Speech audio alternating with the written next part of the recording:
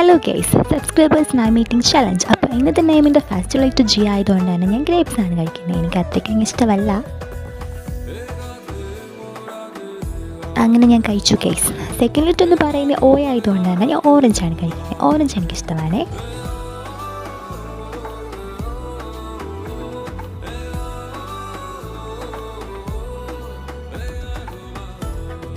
Third light എന്ന് പറയുന്നത് P ആണ്. അതിലെനിക്ക് ഏറ്റവും ഇഷ്ടപ്പെട്ട പേടയാണ് കഴിക്കുന്നത്. അതെനിക്ക് ഭയങ്കര ഇഷ്ടമായി ഗൈസ്.